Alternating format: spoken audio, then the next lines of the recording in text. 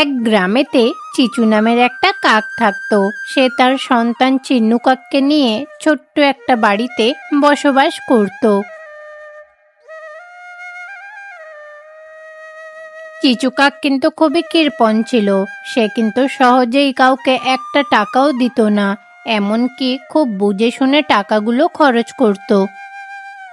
এ মাসে কিন্তু আমি ভালোই টাকা জমা করেছি, কত টাকা আমার জমে গেছে। এইভাবে যদি আমি টাকা জমাই তাহলে জীবনে কিছু একটা করতে পারবো। এই রকম ভেবে চিচু কাক তখন মনে মনে খুব খুশি হলো। কিছুক্ষণ পরে চিন্নু কাক তার মায়ের কাছে এসে বলে, মা মা, আমার স্কুলের জামাটা পুরো ছিঁড়ে গেছে, এবারে অন্তত একটা নতুন জামা কিনে দাও না। আরে তোর মাথা খারাপ হয়ে গেছে, ফালতু টাকা নষ্ট করা যাবে না। তুই ওই ছেঁড়া জামাটা দে, আমি ওতে অন্য কাপড় বসিয়ে জুড়ে দেব। মা, তুমি আর কত জায়গায় তাপ্পি দেবে? ওই জামাটায় 50 জায়গায় ছেঁড়া রয়েছে, তুমি আর ওই সব কাজ করো না মা। আমি যতবারই সেলাই করে দিই আর তুমি ইচ্ছা করে জামাটাকে ছিঁড়ে বাড়ি ফেরো। মা, তোমার মনে আছে এই জামাটা যখন আমি ছোটবেলায় প্রথম স্কুলে ভর্তি হয়েছিলাম তখন কিনেছিলাম? এখন তো আমি 5ম শ্রেণীতে পড়ছি, এত বছর ধরে এই জামাটা পরছি, আর কতদিন পরবো বলো? এখনো পর্যন্ত দেখো ছোটবেলার জামা আমার গায়ে হচ্ছে। যাক বাবা, ভগবানকে অনেক ধন্যবাদ। আরে তুমি ভগবানকে ধন্যবাদ জানাচ্ছ কেন? আমি কি বলছি শুনতে পাচ্ছ না? আমার এই জামাটা টাইট হচ্ছে, আমি আর এই জামা পরতে পারবো না। আরে বাবা, আমি ভগবানকে ধন্যবাদ দিলাম কেন জানিস? আসলে জামাটা তোর এখনো হচ্ছে, শুধু একটু টাইট হয়ে গেছে। তো তুই এবার থেকে কম কম করে খাবার খাবি, তাহলে রোগা হয়ে যাবি, আর এই জামাটা এখনো অনেকদিন চলবে। কি বললে? তুমি এখন আমায় কম কম করে খেতে দেবে যাতে আমি রোগা হয়ে যাই আর ওই জামাটা এখনো পরে স্কুলে যাই, তাই তো? সত্যি মা, তুমি খুবই কিপটে, তুমি একটা পচা মা। যাও, তোমার সাথে কথা বলবো না। এইভাবে চিনু কাক রাগ দেখিয়ে বাড়ি থেকে স্কুলে যাবে বলে বেরিয়ে পড়ে। তখনই পথে তার খুব ভালো বন্ধু বুজ্জি চুড়োইয়ের সাথে দেখা হলো। আরে চিনু, তুই স্কুল যাচ্ছিস না?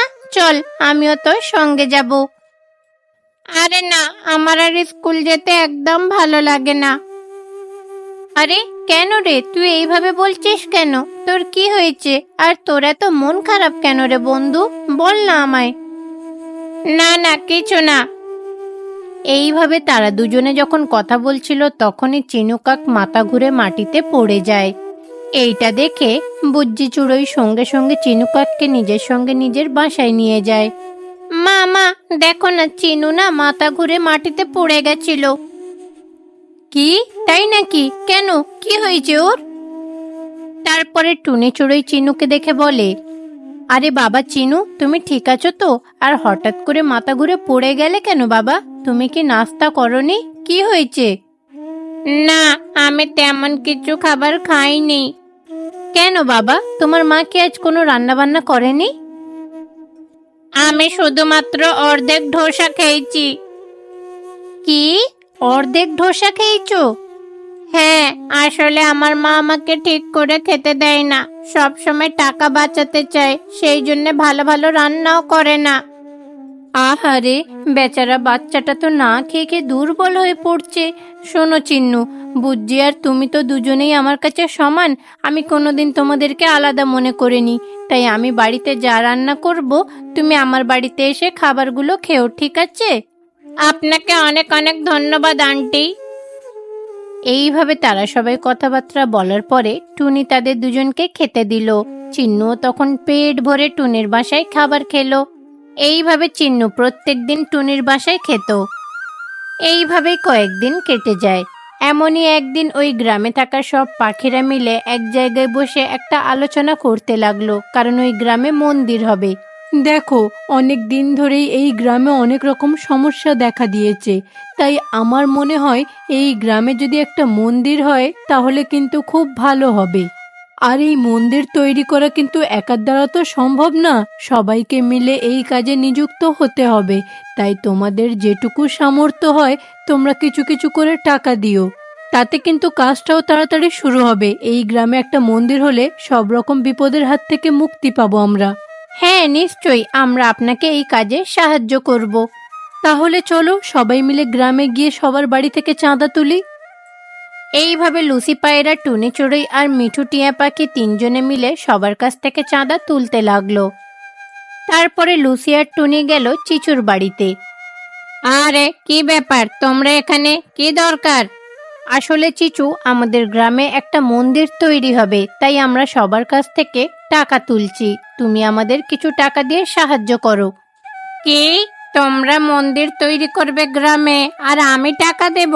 না না, আমি কোনো টাকা দিতে পারবো না। তোমরা নিজেরা মন্দির তৈরি করো, আমি ওই মন্দিরে যাবও না আর টাকাও দেব না।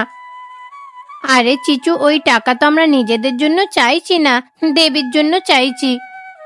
কি বললে? ওই দেবীর মন্দির তৈরি করার জন্য আমি টাকা দেব? ওই দেবী আমার জন্য কি করেছে? কোনোদিন ওনার জন্য আমার কোনো লাভ হয়নি, এমনকি আমার স্বামীটাকেও কেড়ে নিয়েছে, আর ওনার মন্দির করার জন্য আজ আমি টাকা দেব? আমি টাকা দেব না, তোমরা এখান থেকে যাও, চলে যাও। আরে চিচু, তুমি এটা কি কথা বলছো? আর শুধু শুধু দেবীমাকে দোষারোপ করছো কেন? তোমার ভাগ্যে যেটা লেখা ছিল সেটাই হয়েছে। তুমি তো সুস্থ আছো, তোমার তো ওই অ্যাক্সিডেন্টে কোনো ক্ষতি হয়নি, তোমার স্বামী না হয় মারা গেছে, কিন্তু তুমি তো ঠিক আছো। তার জন্য দেবীকে ধন্যবাদ জানানো উচিত। এইভাবে তারা কথাগুলো বলে চলে গেল। চিচুর কিন্তু টুনিদের কথা শুনে খুব রাগ হলো, তাই সে বাড়িতে বসে বসে ভাবতে লাগলো। এইভাবেই কিছুদিন কেটে যায়। এমনই একদিন চিচু কাকের ছেলে চিনু কাক তার কাছে এসে বলে, মা, আমার শরীরটা একদম ভালো নেই, আজ আমায় কিছু খেতে দাও না মা। খাবার জন্য এখন শরীর খারাপের নাটক করছো তুমি? হ্যাঁ, না মা, সত্যি আমার শরীরটা আজ খারাপ, জ্বর জ্বর লাগছে, আজ আমি বাড়িতেই আরাম করব। এই রকম বলে চিনু কাক বিছানায় গিয়ে বিশ্রাম নিতে লাগলো। কিন্তু চিচু কাক তার ছেলের কোনো খেয়ালও রাখলো না, এমনকি তাকে কিছু খেতেও দিল না। এইভাবেই কিছু সময় কেটে গেল। আরে এত বেলা হয়ে গেল, তা সত্ত্বেও মা আমায় কিছু খেতে দিল না। এখন যদি আমি টুনি আন্টির বাড়িতে যেতাম তাহলে কত রকমের খাবার খেতে পেতাম, কিন্তু আমার শরীরটাই ভালো নেই, তাই তো আমি যেতে পারছি না। কি করব? এইভাবে বসে যখন চিন্নু কাক ভাবছিল, ঠিক সেই সময় বুজ্জি চিন্নু কাকের বাড়িতে এলো তার সাথে দেখা করতে। আরে বুজ্জি, তুমি এখানে? তুমি যদি খাবারটা না আনতে তাহলে না খেয়েই থাকতে হতো। আরে চিন্নু, আমি শুনলাম তোর নাকি শরীরটা খারাপ, আর আমি ভাবলাম তোর এই অবস্থায় তোর মা তো তোকে কিছু ভালো মন্দ খেতে দেবে না, সেই কারণেই আমি তোর জন্য খাবার নিয়ে এলাম। এখন চুপচাপ তুই খাবারগুলো খেয়ে নে। বুজ্জি পাখির এমন কথা বলার পরে চিন্নু কাক ওই খাবারগুলো তৃপ্তি করে খেতে লাগলো। ততক্ষণেই চিচু কাক সেখানে চলে এলো। সে তখন সেখানে এসে বুজ্জিকে দেখে বলে, আচ্ছা বুজ্জি, তুমি এখানে কেন এসেছো? আর তুমি এতগুলো খাবার এনেছো কেন চিন্নুর জন্য? ও তো খেয়ে খেয়ে মোটা হয়ে যাচ্ছে। আমি কি তোমাকে বলেছি ওকে খাবার এনে দাও? এবারে আমি বুঝতে পেরেছি ওর এই জামা কাপড়গুলো এত টাইট হয়ে যাচ্ছে কেন। দেখো এবারে আমি তোমাদের কি অবস্থা করি। এই সব কিছুর মূল কারণ কিন্তু এই বুজ্জি। আমি এই বুজ্জিকে ছাড়বো না। এই রকম বলে চিচুকাক তখন বুজ্জিকে মারধর করে তাকে বাড়ি থেকে তাড়িয়ে দিল। বেচারি বুজ্জি মন খারাপ করে বাড়ির দিকে চলে গেল, কিন্তু চিন্নুর শরীরটা একদমই ভালো ছিল না। চিন্নু তখন তার মায়ের কাছে গিয়ে বলে, মা, আমার শরীরটা একদম ভালো নেই মা, তুমি আমাকে হাসপাতালে নিয়ে চলো না মা। আরে বাবা, একটুখানি জ্বর হয়েছে, যাও গিয়ে চোখ বন্ধ করে ঘুমাও। এইভাবে চিন্নু কাক তাকে যতই বোঝানোর চেষ্টা করলো না কেন, কিন্তু চিচু কাক তার কথাই শুনলো না। চিন্নু জানে বেশি জোর দিলে তার মা তাকে মারবে, তার উপরে রাগ দেখাবে। মা, আমার শরীরটা সত্যি খুব খারাপ মা, আর তোমার কাছে তো অনেক টাকা আছে, তুমি ওই টাকাগুলো দিয়ে আমার চিকিৎসা করাতে পারবে না মা? আমার চেয়ে দামি কি তোমার কাছে ওই টাকাগুলো এখন? হ্যাঁ, আমার কাছে এখন অনেক টাকা আছে।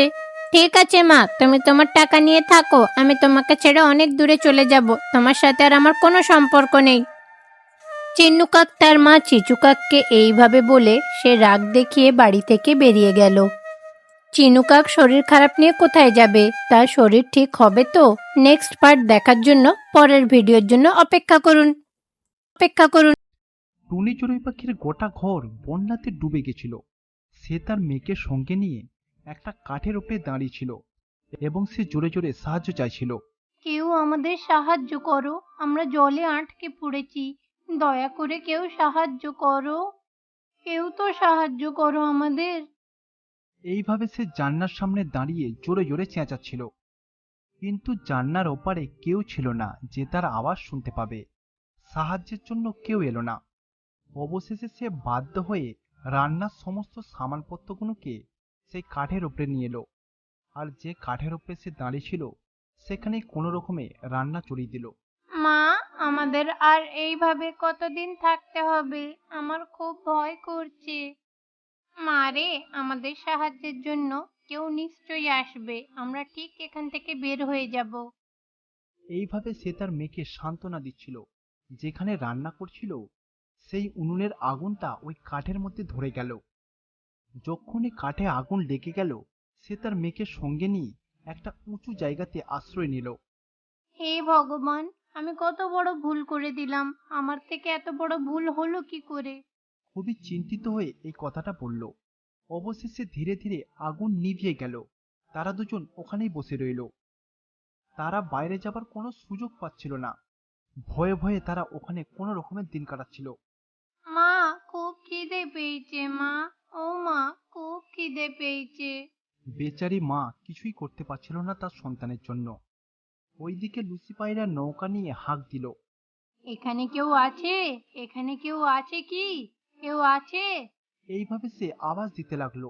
যখনই টুনি লুসি পায়রার আওয়াজ শুনলো, বন্ধু, আমরা এখানে রয়েছি, আটকে পড়েছি, আমাদের সাহায্য করো।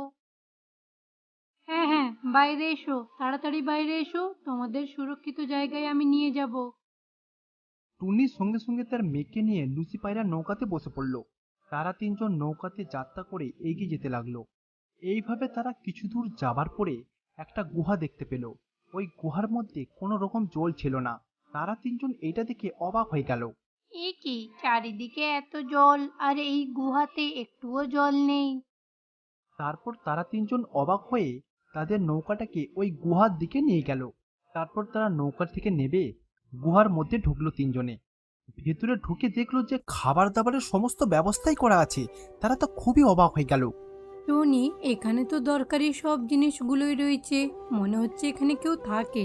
কিন্তু অবাকের ব্যাপার এটা হলো যে এখানে একটুও জল নেই কেন? আমিও তো কিছুই বুঝতে পারছি না, যখন চারিদিকে এত জল আর এখানে একটুও জল নেই কেন, আর এখানে এত জিনিসপত্র রয়েছে। তখনই একটা সাধু বাবা কাক ওখানে এসে উপস্থিত হলো। আমি জানি বাইরের পরিস্থিতি খুবই খারাপ, কাকে কখন কোথায় যেতে হবে ভগবান এই সব কিছু আগে থেকেই লিখে রাখে।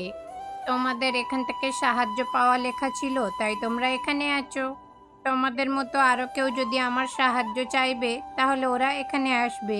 এইরকম কথা ওই স্বামীজি বলল। তোমরা এখানে যতদিন খুশি থাকতে পারো, এখানে দরকারি সব জিনিসপত্র রাখা আছে। এখানে বৃষ্টির কোনো প্রভাব হয় না, হাওয়া বাতাস আলো এখানে সব সময় পাওয়া যায়, বুঝলে, কোনো অসুবিধা হবে না। স্বামীজির কথা শুনে তারা বেশ খুশি হলো। আপনাকে অনেক অনেক ধন্যবাদ স্বামীজি, সত্যি ভগবান আপনাকে আমাদের সাহায্যের জন্যই পাঠিয়েছে। সেই দিনের পর থেকে তারা তিনজন সেখানেই থাকতে লাগলো এবং মাঝে মাঝে বাইরে দেখতো যে কারো সাহায্যের প্রয়োজন আছে কিনা। সন্ধে পর্যন্ত তারা অপেক্ষা করলো যে কেউ সাহায্যের জন্য আসেনি। এইভাবে দুদিন কেটে গেল। তৃতীয় দিনে ছোট টিয়া পাখি এবং মাহিচিল গাছের গুড়ি করে ভেসে ভেসে এলো।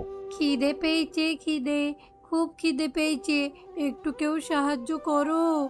এইভাবে তারা দুজন গুহার বাইরে জোরে জোরে চেঁচাচ্ছিল সাহায্যের জন্য, যেটা লুসি পায়রা এবং টুনি শুনে ফেললো।